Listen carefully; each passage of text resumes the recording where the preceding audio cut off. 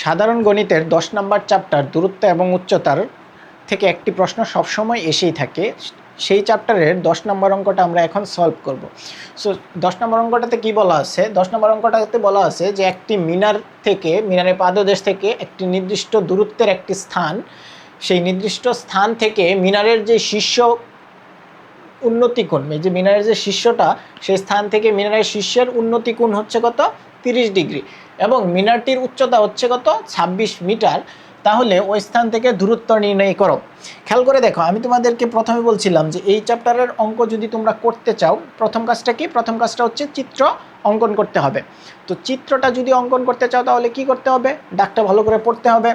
So ডাকটা পড়ে পড়ে আমরা আবার চিত্রটা অঙ্কন করি। খেয়াল করে দেখো, একটি মিনারের পাদদেশ থেকে নির্দিষ্ট দূরে একটা স্থান, ঠিক আছে, নির্দিষ্ট দূরের একটা স্থান, খেয়াল করে দেখো, এই যে পাদদেশ থেকে নির্দিষ্ট দূরের একটা স্থান এইটুক। তাহলে দূরের স্থানটা কোনটা?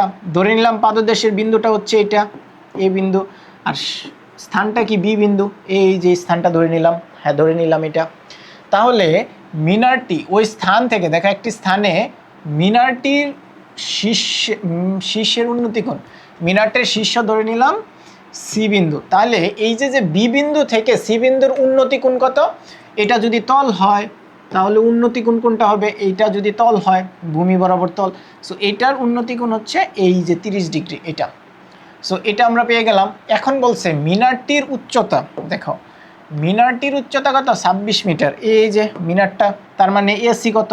26 মিটার। আর এই যে মিনারটার উচ্চতা হচ্ছে 26 মিটার।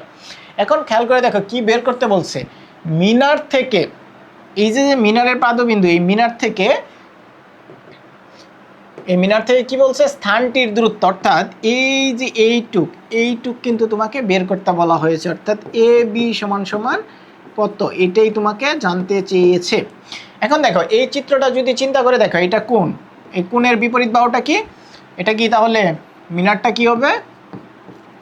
লম্ব। আর এই যে এটা কি হবে? এইটা হবে তোমার ভূমি, ঠিক আছে, ভূমি বা ভূরেখা, এটা লম্ব বা ঊর্ধ্বরেখা। তাহলে আমরা কি জানি? ভূমি এবং লম্ব, এটা কিন্তু আমরা ত্রিকোণমিতিতে পড়ে আসছি যে এর সম্পর্ক কার সাথে থাকে, বা এর সম্পর্কের সাথে টেনের সাথে থাকে। তাহলে আমরা জানি,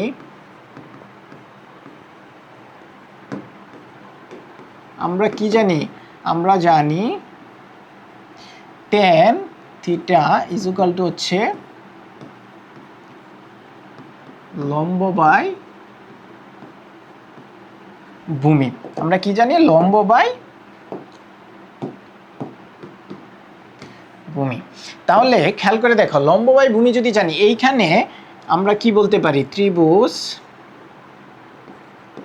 এ বি সি এ tan 30 ডিগ্রি ইকুয়াল টু, লম্ব কি? লম্ব হচ্ছে মিনার, মিনার কত? মিনার হচ্ছে এসি, আর ভূমি কত? ভূমিটা হচ্ছে এ বি। তার মানে এ বি কত? আমি যদি এ বি এক্স ধরে নেই, অথবা হচ্ছে এটাকে এক্স ধরে নিলাম, আর এসির মান কত? এসির মান কিন্তু কত? 26। তাহলে এটাকে আমরা বলতে পারি, বা tan 30 ডিগ্রির মান কত? tan 30 ডিগ্রির মান √3, এটা তোমরা মুখস্থ জানো। তারপরে বলতে পারো কি 26/x। তাহলে এখান থেকে আমরা যদি আর গুণন করি তাহলে আমরা বলতে পারি x ইকুয়াল টু হচ্ছে 26√3। অর্থাৎ এই যে এক্স, এই এক্সটা কি বলো তো?